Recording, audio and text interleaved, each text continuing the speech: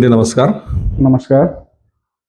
चिपळूण शहराच्या प्रभाग क्रमांक 9 ब मधून तुम्ही निवडणुकीला सामोरे जाताय. तुम्ही इथले जे स्टँडिंग नगरसेवक आहेत शशिकांत मोदी यांच्या विरोधात अपक्ष म्हणून उमेदवारी भरलेली आहे. तत्पूर्वी तुम्ही भाजपमध्ये होतात आणि भाजपचे शहराध्यक्ष म्हणून काम केलेलं आहे. तुमची शहराध्यक्षपदाची थोडक्यात कामगिरी विशद करा. नमस्कार. मी श्रीराम शंकर शिंदे, भारतीय जनता पार्टीचा एक कार्यकर्ता म्हणून मी गेले 15 वर्ष काम करतोय. त्याच्यानंतर मला भारतीय जनता पार्टीचा मी गेले 2 वर्ष शहराचा मंडळ अध्यक्ष म्हणून काम केलेलं आहे. आणि ते काम करत असताना मी माझ्या कारकिर्दीमध्ये 4 निवडणुका आल्या आणि त्या 4 निवडणुकीमध्ये मी चांगल्या दर्जाचं काम करून विजयी 4ही उमेदवार माझ्या कारकिर्दीमध्ये विजयी झाले. याचा मला सार्थ अभिमान आहे. हेच तुम्हाला मी सांगू इच्छितो. भारतीय जनता पार्टीचं संघटनात्मक काम करत असताना भारतीय जनता पार्टीच्या नियमानुसार पहिले सभासद नोंदणी करायची होती आणि शहरामध्ये पूर्ण सभासद 8,000ची आम्ही नोंद घातली. सगळं कार्यकर्ता घेऊन आम्ही ती सभासद नोंदणी घातली. त्याच्यानंतर आम्ही बूथ कमिटीचं काम केलं. बूथ कमिटीचं काम करत असताना 40 बूथ माझ्या अध्यक्षतेखाली होते आणि त्या 40 बूथच्या अध्यक्ष खाली असताना तेव्हा मी केलेलं काम हे वाखाणण्याजोगी आहे, हे संपूर्ण भारतीय जनता पार्टी सांगते. कारण 40 बूथच्या कमिटी आणि त्याचे सभासद ऑनलाईन सभासद नोंदणी करून 40 बूथ अखंड कोकण झोन मध्ये असा एकमेव शहर अध्यक्ष असा होता, तो मंडळ अध्यक्ष असा होता की त्याने 100% पूर्ण कमिट्या केलेल्या आहेत. आणि भारतीय जनता पार्टीचं असं म्हणणं आहे की जो सभासद नोंदणी जास्त करेल त्याला पुढची उमेदवारी दिली जाईल, तो चांगलं काम करेल त्याला उमेदवारी दिली जाईल. पण अशा प्रकारचं कुठेही आता अस्तित्वात दिसलेलं नाही.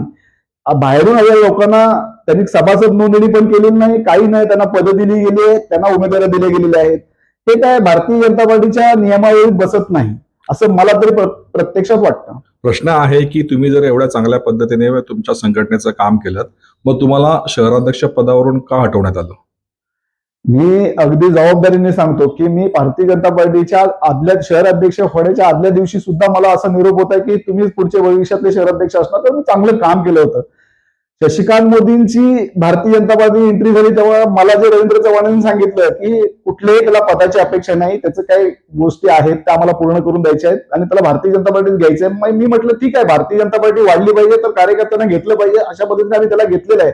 पण त्याने अचानक न सांगता कोणाला अचानक उमेदवारी म्हणजे शहर अध्यक्षाच्या उमेदवारीचा अर्ज भरला गेला आणि त्याला त्याची जबाबदारी जाणीव नाही की मी आता चालू पार्टीमध्ये नवीन जुने कार्यकर्ते त्यांना पहिलं प्राधान्य दिलं पाहिजे. पण मी स्वार्थी आहे, तो स्वार्थी आहे यासाठीचा, म्हणजे तो स्वार्थी आहे असं त्याला जबाबदार तोच आहे. त्याने जो सभासद नोंदणीचा जर अर्ज भरला नसता तर पार्टीने त्याचा विचार केला नसता. तो सांगतो एक आणि करतो एक, तो लोकांची दिशाभूल करतो.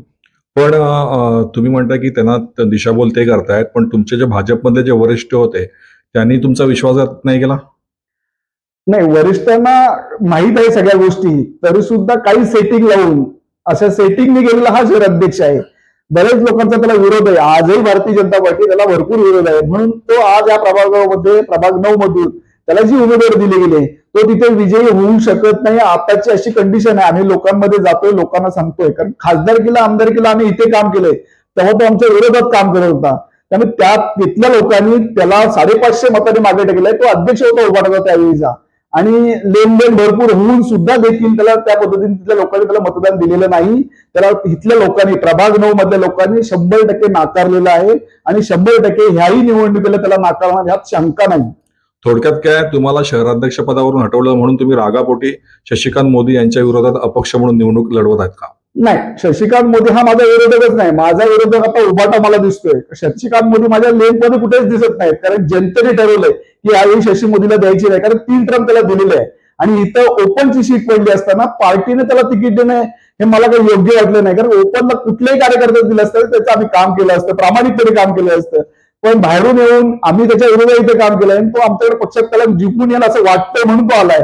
पण वस्तुस्थिती तशी नाही आहे, 100% नाही. आता तो लोकांशी मागताना म्हणतो मला 1 मत द्या, तर त्याच्याबरोबर जोडीला असलेल्या माणसाला मत द्या असं म्हणतोय का? तर बिलकुल नाही. असे अनंत लोकांचे आम्हाला सांगितलं की तो 1च मत आमच्याकडे मागतोय. प्रभाग 9 मध्ये नेमक्या आता काय समस्या आहेत? प्रभाग 9 मध्ये जरी गेली 15 वर्ष ते नगरसेवक आहे पण कुठलीही सुविधा नाही. बघा, नाना नानी पार्क नाही, मुलांसाठी खेळण्यासाठी मैदान नाही, कुठल्याही प्रकारची सुविधा नाहीये, गटारं नाहीयेत, रस्ते नाहीये, लोकांना मूलभूत सुविधा आहेत, वाचनालय कुठे नाहीये.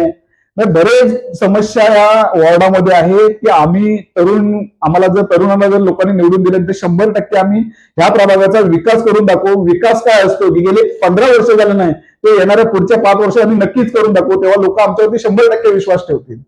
तुम्ही म्हणताय तो शशिकांत मोदी तुमचे स्पर्धक नाहीत, पण ते गेले 3 टर्म इथून नगरसेवक म्हणून राहिलेले आहेत आणि आता तुम्ही अपक्ष म्हणून निवडणुकीला सामोरे जात आहेत आणि त्यांच्या विरोधातच जात आहे. मग इथले जे मतदार आहेत हे तुम्हाला स्वीकारतील का? 100% इथला मतदार हा सुज्ञ नागरिक आहे. इथे पैसे घेऊन विकत देणारा मतदार नाहीये.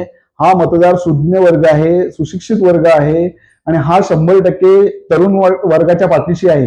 आणि लोकांचं असं म्हणणं आहे की 3 टर्म देऊन त्याने काहीच केलेलं नाहीये. तर नवीन चेहरा देऊन ह्या प्रभागाचा कसा विकास करता येईल त्या पद्धतीने लोक 100% ठरवलं नाही आहे की यावेळी शशिकांत मोदीला निवडून द्यायचं नाही. अर्थ शशिकांत मोदी हेच तुमचे टार्गेट आहेत का निवडणुकीमध्ये? आता गेले 3 टर्म ते जिंकून आहेत म्हणजे ते टार्गेट 100%. पण तो माझा आत्ता विरोधक मला दिसत नसला तरी मी तुम्हाला सांगतो की त्याला आम्ही माझ्या बॅटच्या निशाने त्याचा 100% षटकार वाजवणार या प्रभागात ही मी 100% ग्वाही देतो तुम्हाला.